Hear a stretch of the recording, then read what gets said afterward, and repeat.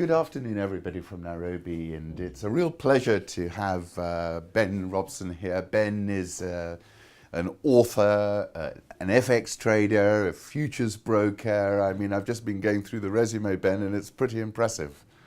And welcome to Nairobi. Thank you very much. Ben, this is the book you've written, right? Currency Kings. You want to just tell us a little bit about what you were writing about in that?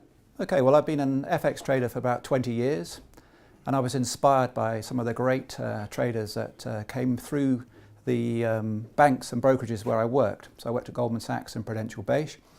And some of these traders, we have George Soros, John Henry, Jim Simons, and Urs Schwarzenbach in particular, were traders that traded different styles and products, and they were inspirational to me, and I wanted to understand what they did, and I wanted to actually provide that information to people in a book to help inspire them to trade with discipline, with a plan, with a strategy, and ultimately to come out on top.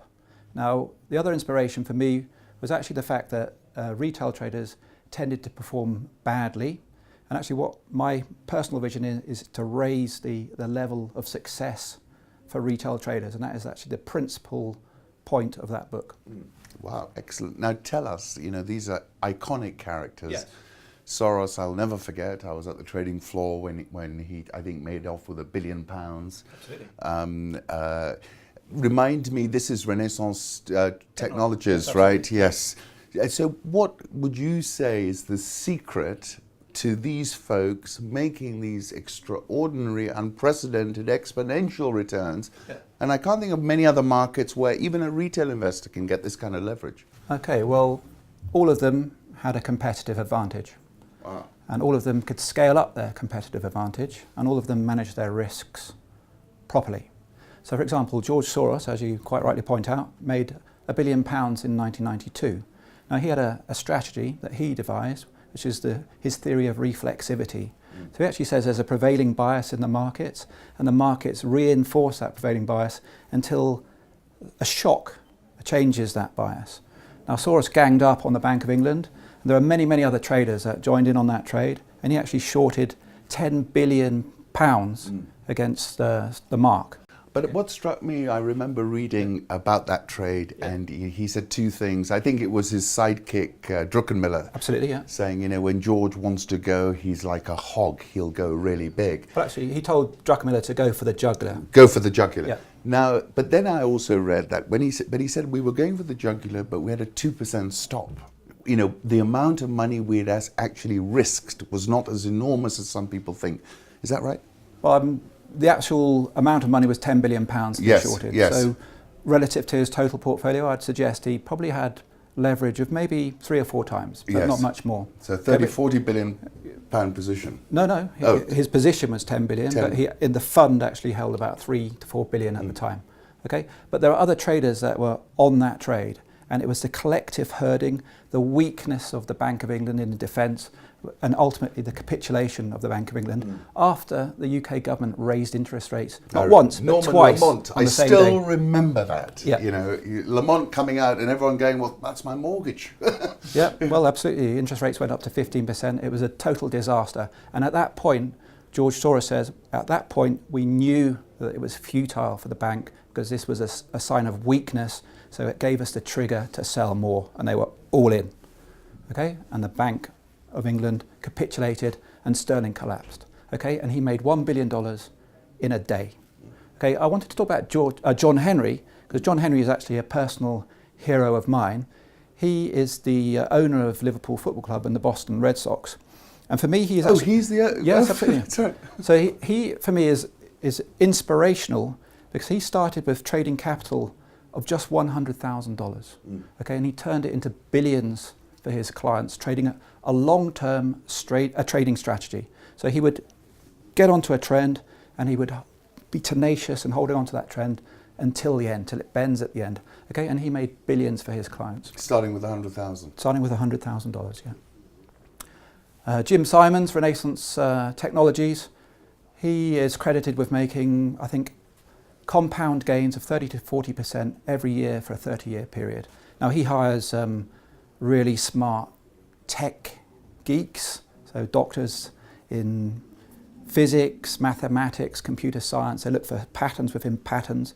But these are really, really smart people, and they find nuances in the markets which they can trade. But they've made a lot of money trading arbitrage as well.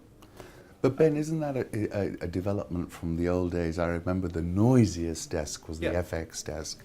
Hardly any orders came through the computer. Everything was voiceover. Yeah. So he really saw the future in a way, didn't he? Well, because a lot of today these we're people algorithmic. Yeah, sure. Well, a lot of these people, just briefly, Schwarzenbach was a big options trader. So he sold straddles and strangles, and he benefited from time decay and volatility. But in terms of pioneering people with respect to computer technology, these 4 characters down here ran online brokerages. And this guy at the top right is a guy called Renat Fakulin. Now he has the platform MT4, which we will all use at EGM Securities. And there are versions of MT4 worldwide. But he is actually a genius in the front of computer technology. So the second point to your question is how have markets advanced? Well, I was a dollar-yen dealer in 1998, and once again there was a tumultuous event. Describe that to us. You were telling me about it. Yes. So Russia defaulted on its bonds. I remember that. It went. Yes. And the yen was pretty volatile anyway, but there were certain days where it was extremely volatile. Okay, we had one day in particular where the yen strengthened from 125 to 112. And back to 116 over lunchtime. And in those days, it was dealers on phones making prices, smashing the place up. And it was actually frenetic. It was so exciting that the whole office came in and zoned in on the foreign exchange desk to see what, in fact, we were doing. Now, move forward 10 years, 2008, the global financial crisis. There were other huge days in Forex. Now, the yen traditionally is a safe haven trade. So people were getting out of long carry trades, so we're selling sterling, selling euros, selling Australian dollars, selling Kiwi dollars, buying yen. And once again, we had a huge move in the yen. But this was actually more of a computer-generated trade, less noise on the floors, and you could see this zip through quite easily. Okay, and then finally, there's the one final example of how computers have evolved in the market. If you can think back only to 3 years ago, to January 2015, we had the Swiss National Bank was supporting the euro against the Swiss franc, okay, and with utmost determination until they didn't support the euro any longer, and all of a sudden the Swiss franc strengthened extremely rapidly down to about 0.65 in a matter of minutes, 3 to 4 minutes. It was like a nuclear explosion in the foreign exchange markets. No one knew what was going on, and it bankrupted a lot of brokers and unwary people. Okay, so that is the sort of excitement and the danger of the computer in the markets. But it's still a fact, isn't it, that really if you are intelligent enough, there are few markets that you can access which give you the opportunity to make wealth at this kind of scale. Yeah, well, I actually think there are... And lose it. Well, part of the book is about risk management and really focusing on what you're prepared to invest, what you're prepared to lose, in fact, but in order to gain. Okay, and currently I think there are opportunities in the market, and I think there are opportunities more in a sort of global macro scale because we have certain drivers.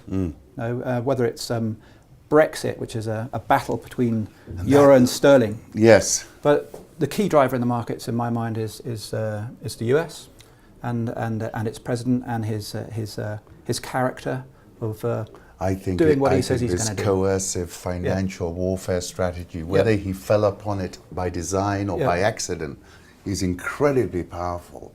I mean, just a tweak can send the Turkish lira off the chart, right? Exactly. But there are many people, and one of whom we'll talk about later in terms of an equity perspective, whose tweets can actually be dangerous in the market. Oh, yes. We must touch on, Okay. But first of all, yes, the US dollar is on fire. Do you think it's still got more? Well, I think there were some tax cuts, like $1 trillion of tax cuts, which have really boosted the markets. But you have GDP in at 4.2%, which is highly impressive. Inflation is contained. Stock markets are reaching record highs. So yes, at some point there will be a correction. But at the moment, the US dollar is driving currency markets across the world. particularly as they raised interest rates Yes. only on Wednesday, Well, look, and you have to follow ons in emerging markets to try and keep this parity against the dollar, okay, or not lose too much, okay. And Turkey is a good example of a currency that has really weakened on the back of sanctions from the US, but actually because of weak leadership and so on and so forth. Ben, that's excellent, and it's a pleasure, and I'm welcome to Nairobi. Look forward to spending some time with you this evening at the function, the EGM Securities function in Upper Hill, and really I'm grateful that you made the time for us today. Thanks very much. Thank you.